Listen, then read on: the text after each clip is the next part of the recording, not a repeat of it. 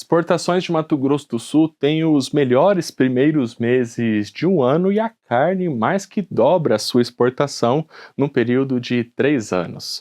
Vamos falar também no Economia de Bolso de hoje do preço dos combustíveis aqui em Mato Grosso do Sul. Tem redução, alguns com redução tímida, e vamos falar ainda sobre Bolsa de Valores. Depois do recorde de 200 mil pontos que falamos aqui, a Bolsa tem registrado quedas sucessivas. Por que isso aconteceu e como que isso pode afetar você que investe na Bolsa de Valores brasileira? A Economia de Bolso está começando.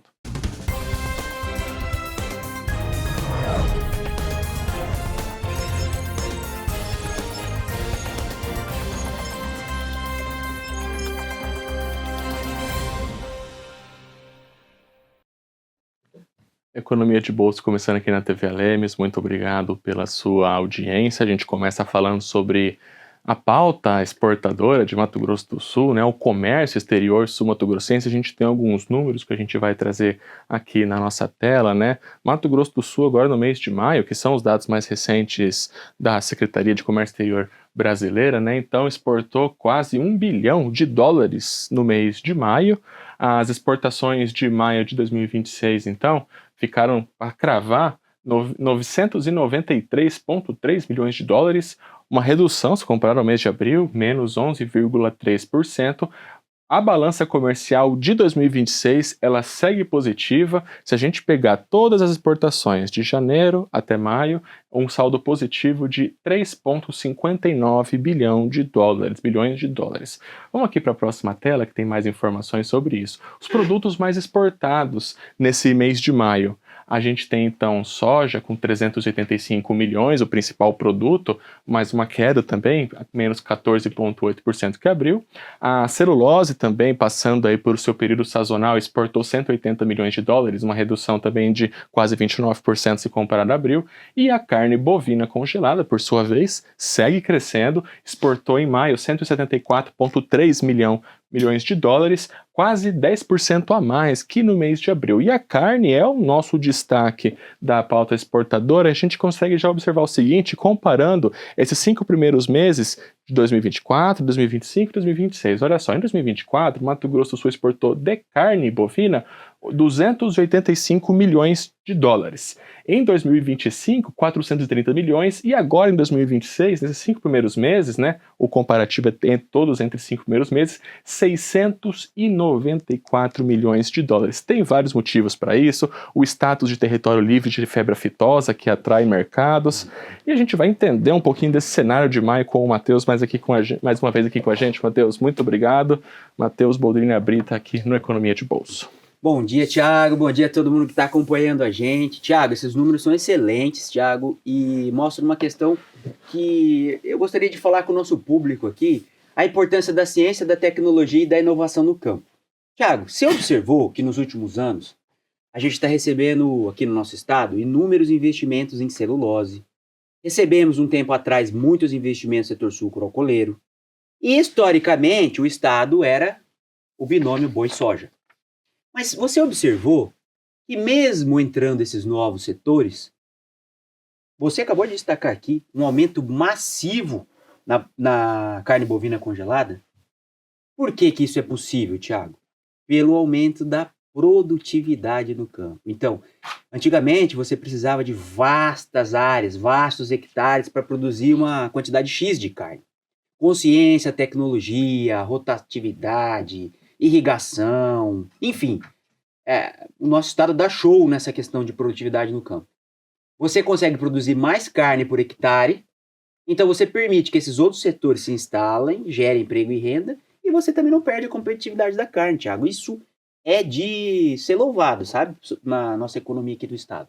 E, Matheus, assim, a carne, achei que um destaque aí desse período, desses 5 primeiros meses, né, olha só, 694 milhões de dólares, né, mais que dobrou se comparar com os primeiros 5 meses de 2024. A gente tem essa boa notícia que quando o Mato Grosso do Sul foi declarado território livre de febre aftosa sem a vacinação, né, o que é o que interessa a muitos mercados, né? A gente está até tendo agora uma discussão com a União Europeia, depois do acordo, que também é uma cobrança forte dos agricultores de lá, que também querem proteger o mercado deles, mas você falou principalmente da França, né, Thiago? Principalmente na França, que sempre foram muito contrários a esse acordo entre a União Europeia e o Mercosul. Mateus, esse produto mais atrativo, né? Tanto de Mato Grosso quanto do Brasil, olha, já tem uma carne que não precisa nem de vacina da febre aftosa. Isso, os países, por que eles se interessam por isso e isso realmente leva a mais compra? Sim, sem dúvida. Tiago, a gente tem as questões sanitárias, que de fato é uma preocupação com a saúde de quem está consumindo aquele produto. Mas aqui não vamos ser ingênuos, Tiago. Por vezes, os países, para não declarar assim, que estão adotando tarifas, para não fazer igual o Trump, que às vezes já... Isso a gente não pode acusar ele. Ele vai e fala mesmo o que ele pensa, né? Sim. Mas muitos países utilizam essas questões, na verdade, para proteger o seu mercado interno. Então ele vai lá e fala, não, encontrei um resíduozinho de alguma coisa aqui. Não, mas não basta ser só livre de febre aftosa, tem que ser livre de febre aftosa sem a vacinação. Então, isso existe no mundo, pessoal, essas barreiras não tarifárias que os países utilizam. Então, quanto maior a nossa qualidade sanitária, quanto melhor a nossa produção, quanto mais saudável nossos produtos, a gente tira isso do tabuleiro comercial. E aí, Thiago, a gente acessa mercados que têm um poder de compra mais elevado e consegue comprar os nossos produtos a um preço mais acessível. Você citou o exemplo, por exemplo, da Europa. Para eles produzirem 1 quilo de carne lá na França, por exemplo, eles precisam de ajuda do governo, de subsídio, e inclusive para entregar um preço, vamos supor, do quilo lá a R$100, vamos supor. E a gente consegue produzir aqui, dada a nossa eficiência, a nossa condição climática, a expertise dos nossos produtores e tudo mais, você consegue chegar com uma carne lá, por exemplo, a R$60 o quilo. Vamos supor, gente, tudo hipotético. Aquele produtor de lá não vai conseguir competir com nós. Então eles morrem de medo aí da nossa produção do agro. Mas, Thiago, eles também conquistam o nosso mercado com outros produtos. Então, se você for competir também com setores que a indústria alemã produz, defensivos, né, a Bayer, outras empresas aí a coisa é inversa também, a gente não consegue competir com aqueles produtos, né? Então, um acordo, os dois lados precisam ganhar, né? Os europeus, por vezes, parece que só eles querem ganhar, não pode ser assim, né? E, Mateus, a gente tem, então, também, se comparar aos anos anteriores, um saldo positivo, especialmente no primeiro quadrimestre, que Mato Grosso do Sul nunca exportou tanto em grana, dinheiro que se obteve dessas vendas, como também em volume também, é um número bastante interessante. Mas, ao mesmo tempo, como eu falei, a soja caiu 14% agora em abril, celulose reduz um pouco também. É interessante a gente entender também a nossa característica de mercado e a sazonalidade, né? Que agora a gente está colhendo milho, por exemplo. Então o milho daqui a pouco vai dar um salto que vai crescer também na pauta exportadora. Perfeito, Thiago. Sempre que você quiser entender o que está acontecendo na estrutura econômica, você não pode tirar uma fotografia de um curto período de tempo. Você precisa, Thiago, de anos, vários anos, para você confirmar se aquilo é uma tendência ou se foi só um efeito sazonal, como você bem mostrou. Por quê? De um mês para o outro pode oscilar a taxa de câmbio e afetar aqui, principalmente em dólares. A gente já mostrou isso aqui, né, Thiago? Uhum. Como que muda essa questão da taxa do câmbio. Questões climáticas, quebra de safra, por vezes algum mês tem uma condição maravilhosa que dá uma superprodução. Então, para a gente entender o que está acontecendo com a estrutura produtiva, a gente precisa de um certo tempo para analisar. Então, igual você mostrou aqui, você mostrou 24, 25 e 26, tem um crescimento aqui que a gente pode dizer que é um crescimento sustentado e robusto da carne bovina congelada. Aqui sim, não está sazonal, né? Então, sempre que você for fazer análise em economia, é muito importante cuidar com isso, porque senão você chama torturar dados estatísticos. Você consegue pensar uma coisinha ruim daqui, uma coisinha ruim dali, ou uma coisinha boa dali, sem que seja necessariamente uma coisa estruturada. Enviesar o dado. Exatamente. Bom, esses então são os dados, os números do comércio exterior sul-mato-grossense, especialmente de maio, um assunto que a gente sempre traz aqui, né, que também ajuda a gente a entender esse perfil aí da produção sul-mato-grossense, né, esse indastro também que até os próprios deputados têm cobrado também industrialização, né, quem sabe daqui a pouco exportando produtos mais acabados, né, combustível, né, Mateus? Um caminho importante, Thiago, é você fazer o quê? você ir agregando valor nos produtos que a gente já é competitivo. Então, fazer a agroindustrialização. Então, você vai agregando valor no milho, agregando valor na soja, agregando valor na celulose, vai avançando na agroindustrialização. E depois a gente sonha com indústrias de alta tecnologia, e aí a gente precisa muito do nosso sistema de ciência, tecnologia e inovação. Pois é, quem sabe pelo menos processar algum desses produtos mais brutos aqui em Mato Grosso do Sul. Bom, a gente vai agora para o nosso próximo assunto aqui do Economia de Bolsa, ou com o nosso quadro Dinheiro na Prática. Matheus, a gente recebeu a pergunta da Larissa sobre fundo de emergência, e ela pergunta, qual que é melhor para fundo de emergência, ou CDB ou título de capitalização? Acho que a gente ainda não tinha tocado nesse assunto, título de capitalização por aqui, né? Não, Thiago, por um motivo. O título de capitalização, ele não é um investimento propriamente dito, tá? Larissa, excelente a sua pergunta. Quando a gente está falando de fundo de emergência, o que significa? É aquele dinheiro que, quando acontece uma emergência, você vai resgatar e depois você vai repor quando você conseguir, tá? Quando passar aquela emergência.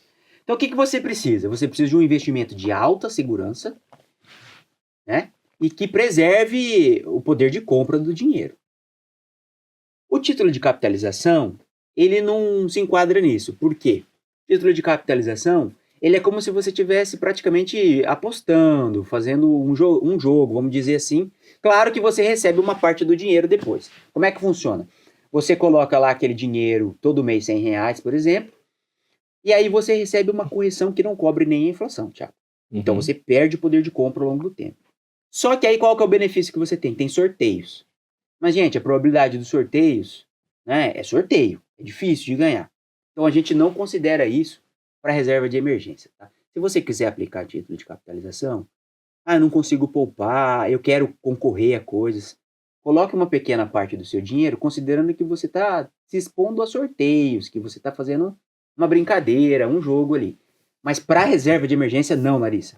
Reserva de emergência, você, muito bem, coloque em um CDB de um banco seguro que te pague perto de 100% do CDI, ou melhor, o melhor produto agora para reserva de emergência é o Tesouro Reserva. Esse produto acabou de ser lançado, ele te paga a taxa Selic, ou seja, um baita de um rendimento, e ele tem segurança soberana. É a maior segurança aqui dentro da nossa economia, tá? Então, atualmente, Thiago, ele só está funcionando no aplicativo do Banco do Brasil. E o de investimentos, né? O BB Investimentos, não é no aplicativo comum. Perfeito, Thiago. Mas a promessa é que logo isso aí vai estar em todas as plataformas. Então, considere o CDB e considere esse novo título aí do Tesouro Reserva, que é justamente para você colocar sua reserva de emergência. Só para a gente encerrar, para o intervalo, ainda sobre esse assunto, eu lembro quando você falou, observar também, até mesmo o CDB, se ele não tem um prazo, né, mínimo, porque às vezes é uma reserva de emergência, mas aquele dinheiro tem que ficar lá um ano. Perfeito, Thiago. Você sempre, se for reserva de emergência, muito bem lembrado pelo Thiago, sempre você tem que pegar CDBs de liquidez imediata, que você pode resgatar a qualquer momento, tá? Liquidez, gente, é o quão rápido você consegue acessar aquele dinheiro. Então, o que o Thiago falou é interessante, quando você está investindo para longo prazo, pega a sua carteira, você fala assim, bom, eu quero aproveitar retornos maiores. Bom, para a gente ter retornos maiores no CDB, o banco vai fazer isso que o Thiago falou. Tudo bem, eu vou te pagar mais de 100% do CDI, mas aí você vai ficar com o dinheiro preso aqui por 1 ano, por 2 anos, por 3 anos, tá?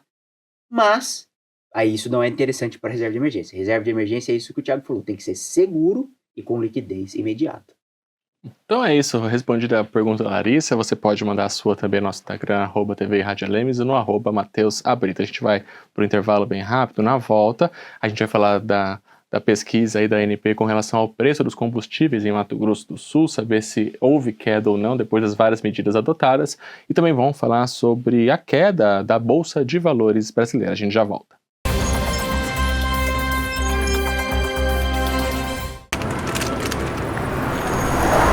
E se ninguém debatesse? E se ninguém fiscalizasse? E se ninguém decidisse? A democracia não acontece sozinha.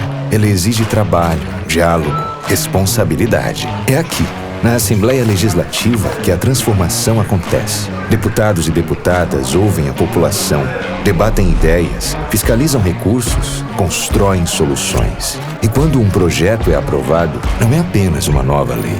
É recurso que chega, é atendimento funcionando, é obra em andamento, é melhoria constante, é oportunidade que surge, é direito garantido. Se Mato Grosso do Sul é hoje um dos estados que mais cresce no país, é porque tem representantes comprometidos com o futuro e com você. Assembleia Legislativa de Mato Grosso do Sul, Estado do Pantanal.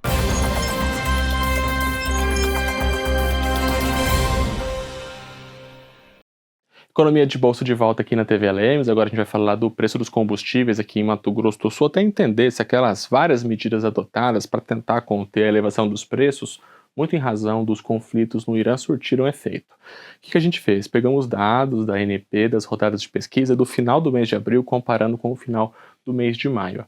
Então, o que a gente tem a partir desses dados da ANP? Etanol, por exemplo, aqui em Mato Grosso do Sul, especificamente na cidade de Campo Grande, uma redução de 6,3%, um preço mais recente de 4,2 na média.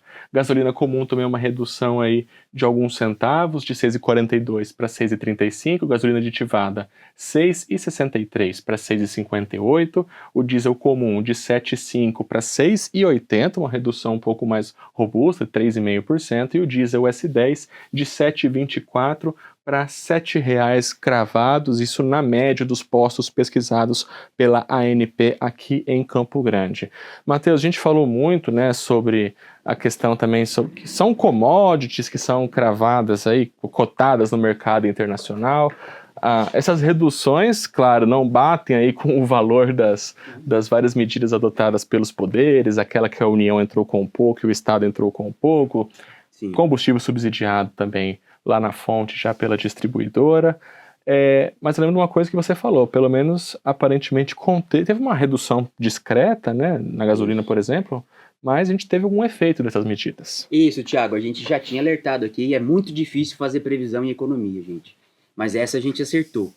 A gente destacou que todos esses pacotes, na verdade, não era para reduzir o combustível, era para impedir o aumento massivo dele, que estava acontecendo, Então, talvez, se não tivessem essas medidas, hoje a bomba de combustível estava lá nas alturas dos preços, A gente viu que teve uma pequena redução, como você mostrou, sobretudo no etanol. Então, essa é uma grande vantagem aqui do Brasil. Nossa frota, boa parte é flex. Uhum. E muito em breve, Thiago, nós vamos ter que começar a colocar aqui o custo do quilowatt, porque os carros elétricos dos aí... eletropostos, dos eletropostos e tal. Já nós vamos chegar aí, pessoal. Mas, brincadeiras à parte, é muito importante que pelo menos conteve isso, sobretudo no diesel, porque o diesel, a gente já explicou aqui, ele é a nossa matriz de transporte, matriz econômica. Então, o agro que nós estávamos mostrando no primeiro bloco depende muito de tratores, colheitadeiras, caminhões. Até para transportar até o mercado, até o mercado. O transporte coletivo é muito sensível, Thiago, o preço do diesel. Então, é uma boa notícia que pelo menos parou de subir esses preços, Thiago? O etanol ele foge dessas questões todas, não foi subsidiado, até porque é um combustível aí que independe dessas questões, mas é uma época também de produção, Exato. É um produto sazonal também, então a gente foi beneficiado aí, pelo menos agora, dessas reduções. Ela está 4,2 nessa pesquisa do final do mês de maio, mas eu mesmo já encontrei aqui em Campo Grande a 3,99, por exemplo, Olha. Então, assim, a gente tem que também fazer a conta e aproveitar, Matheus? Entender o momento de cada um desses combustíveis. Tem aquela continha tradicional dos 70%, Thiago? Essa continha tradicional, acho que até é bom a gente reforçar aqui, que eu aprendi a fazer ela no celular, que eu achei que ela era muito difícil, mas não é tão difícil.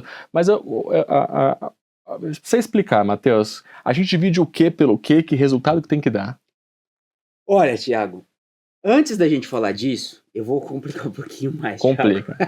Mas complica sem descomplicar. Sem complicar. Pessoal, esse 70% é uma média que, historicamente, eles chegaram nesse 70% assim. O etanol é sempre mais barato que a gasolina, Thiago? Isso aí é verdade. Mas aí eles falam assim, a média dos motores flex, geralmente a eficiência dele é 70% da gasolina. A gasolina rende mais. Certo. Por isso que eles chegaram nesse 70%, Então, você vai dividir o valor do etanol Do etanol. pelo combustível da gasolina e vai ver se esse percentual dá menor que 70%. Vamos fazer aqui então, olha só, não sei se o Kleber aqui vai conseguir pegar o celular, mas eu vou pegando aqui se ele conseguir se ajeitar, mas você pode fazer de casa também. Essa pesquisa da ANP, então, tá fazendo aqui pra gente, etanol, 4,02. Isso. Aí eu vou dividir pelo preço da gasolina comum, né? Vamos Isso. colocar gasolina comum, que nessa rodada da ANP, do final de maio, tá 6,35. Essa conta aqui, Exatamente. vamos dar um resultado. Dá 63%. Ficou pequenininho aqui porque deu um número gigante decimal, mas ficou, não sei se a gente vai conseguir pegar, olha só, eu peguei então o preço do etanol, Isso. eu dividi pelo preço da gasolina, não fiz recorde, eu fiz mais nada. E deu 0,63. Isso. O meu limite é 0,7? Exatamente. 70%. Mas depende do carro, depende do pé, foi o que você falou, né? É uma média que Isso. você estabeleceu aqui no Brasil. Exato. Se você quiser saber o seu carro, você vai fazer o seguinte. Você vai fazer quanto que ele roda com etanol, qual que é a autonomia dele. Você vai fazer qual que é a autonomia dele com gasolina. Aí você vai dividir a autonomia do etanol pela autonomia da gasolina e você vai descobrir se é 70% mesmo. Tá? Então vamos lá, coloquei 1 litro de etanol, Thiago. Andei 10. Andei 10. Difícil, hein? É difícil. Mas aí vai dar mais. Aí você colocou a gasolina e andou os mesmos 10. Bom, aí você com certeza vai valer a pena o etanol. Então você tem que calcular o do seu próprio carro. Então, por também, exemplo, se minha média na gasolina, no etanol é 9, minha média na gasolina é 12. 9 dividido por 12. Isso. Que vai dar 0,75. Aí, viu? 75. Aí a sua referência agora é 75. Sua referência não é mais 70. Entendeu? Olha só. Você consegue então, calcular do seu próprio carro. Então, se minha conta der 71, por exemplo, tá interessante. Tá interessante por o Ainda. etanol. Então, tá aí, fica essa dica, então, para quem Ô, Thiago, gosta de tomar tem calculadora vantagem. automática na internet. Quem tá confuso, tá com a cabeça confusa, lá na internet tem calculadora automática. Mas eu achei até mais fácil agora, que eu achei que tinha que fazer uma conta maluca, mas Não. não, é só dividir um pelo outro, dando 0,7, tá Isso. ótimo a média que você descobriu do seu veículo. Então fica essa dica aí para você que quando vai abastecer, quer saber o que está compensando ou não, tem que ter a plaquinha no posto, porque isso é regulamentado, mas às vezes não encontrou a placa, então essa conta fácil aí para você fazer no seu celular, como o Matheus disse, vai no seu buscador lá, coloca calculadora de combustível, também rapidão, aí você consegue encontrar aí esses resultados, né, Matheus? E fica uma sugestão aí para os nossos legisladores, talvez colocar um positivo ou um negativo, talvez ajuda mais a população a entender, É uma mudar essa sinalização, né? possibilidade, Porque esse né? percentual aí todo mundo confunde, Thiago. É uma confusão mesmo, mas a gente acho que conseguimos ajudar um pouquinho mais. Eu já me facilitou Agora a minha vida memorizou, aqui. né, Thiago? Memorizou, ficou mais fácil. Bom, falar agora então da Bolsa de Valores brasileira, mais especificamente da queda na Bolsa de Valores. As edições anteriores aqui da Economia de Bolso mesmo, nós falamos sobre o recorde aí de 200 mil pontos para a Bolsa. Mas é um valor que vem caindo muito, estamos aí na casa dos 170 mil, 30 pontos a menos, aí uma redução aí de mais ou menos uns 15%. Matheus fala primeiro de razões, né? A gente tem razões internas, tem razões externas também, como que você avalia? Thiago, nós vamos falar das razões aqui, mas o ponto principal que eu quero trazer para as pessoas é que a renda variável, que é o mercado de ações, o nome fala, renda variável, ela vai variar. Ela vai variar para cima, ela vai variar para baixo. As pessoas, Thiago, compram ações e acham que vai só subir quando está num cenário otimista. E o mercado de ações, gente, ele varia. É assim mesmo que a coisa funciona. Por isso que eu sempre destaco aqui, no nosso quadro de educação financeira, que a renda variável é muito importante, desde que você já conheça como ela funciona, um percentual da sua carteira menor, de acordo com o seu apetite ao risco, e de acordo com sua estratégia. Então, dentro do mercado de ações, Thiago, você tem a estratégia que você olha os fundamentos da empresa. Aí você olha, não, essa empresa aqui tem bons fundamentos, gera bastante lucro. Se ela caiu hoje, se ela subiu amanhã, não tem problema para mim. Eu estou para o longo prazo. Essa empresa continua sendo boa, continua sendo forte. Eu vou continuar com essas ações. Outras pessoas usam análise técnica. Então, elas ficam tentando acertar se a ação vai subir ou cair, com base em vários indicadores estatísticos e padrões gráficos. Então, você tem que ter uma estratégia. Não vai entrar no mercado de ações por base em notícia, do que o seu amigo falou, do que o seu colega falou. Bom, Dito isso, pessoal, o mercado de ações é muito bom, é muito importante para alavancar os seus patrimônios, mas com cuidado e com estratégia, tá bom? Dito isso, a gente nem recentemente, quando a gente bateu o recorde, Thiago, da Bolsa de todos os tempos, a gente também não era as mil maravilhas, e nem agora terra arrasada. O mercado de ações, ele oscila. O que está acontecendo aqui? Uma discussão muito grande nos Estados Unidos, então uma boa parte daquela alta foi porque entrou muito dinheiro estrangeiro aqui, comprando ações brasileiras. Uhum. Então, uma explicação é que esse pessoal já tinha tido um bom lucro e decidiu tirar. Tinha uma expectativa lá dos Estados Unidos se os juros fossem cair ou não, porque existem trilhões de dólares, pessoal, pelo mundo, assim, só olhando as oportunidades que tem. Vou colocar não hoje se no importa com Japão. ideologia, se importa com oportunidade. Exatamente. Sempre o local mais seguro que eles procuram é os Estados Unidos, tá? Então eles estavam um tempo atrás com um apetite ao risco bem grande, ou seja, estavam indo para os mercados emergentes.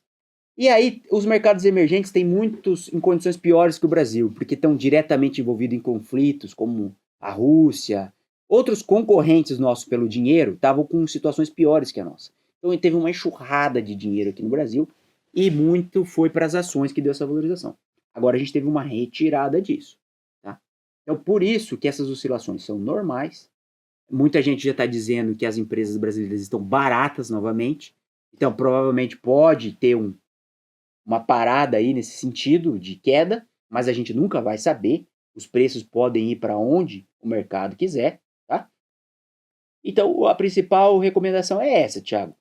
Sempre que você entrar no mercado de ações, saiba que ele sobe e que ele cai. E você tem que colocar isso dentro da sua estratégia de investimento. Tá?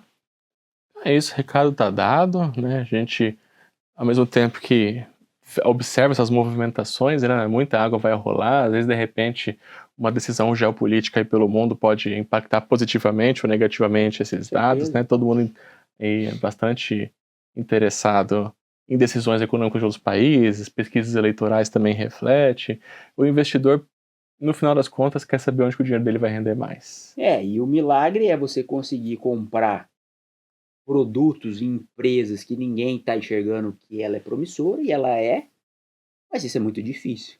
E você tem que comprar contrário à maré, é muito difícil você acertar, você investir em alguma empresa no cenário que está todo mundo falando mal, está todo mundo preocupado. Mas as pessoas que são investidores técnicas, aí também tem os fundos de ações, que são pessoas preparadas para tomar essa decisão, elas olham essas oportunidades. Então agora eles estão olhando vários papéis que estão em oportunidade. Olha, essa empresa aqui é muito boa, gera muito lucro, e o mercado, por condições de guerra, por condição política, sei lá por quê, está pagando um preço muito baixo por ela, então eu vou entrar comprando. Então tem oportunidades também por aí, Thiago. É isso, Matheus. Muito obrigado, até a próxima. Muito obrigado, pessoal. Acompanhe a gente aí nas redes e aqui na TV Alemes. Bom, lembrando, você pode mandar sua pergunta pra gente aqui, nas nossas caixinhas do Instagram. Você pode ir no @TV e Rádio Alemes ou ir lá no @Mateus Abrita, tá aí na tela, Mateus com um T só, Abrita com um T só também. De repente uma dúvida sobre investimento ou alguma outra dúvida que a gente possa ajudar aí na sua educação financeira. Você pode assistir essa edição lá no nosso YouTube, é só pesquisar por Assembleia Legislativa de MS. Muito obrigado pela audiência, o Economia de Bolsa volta na próxima edição. Tchau. Tchau, tchau.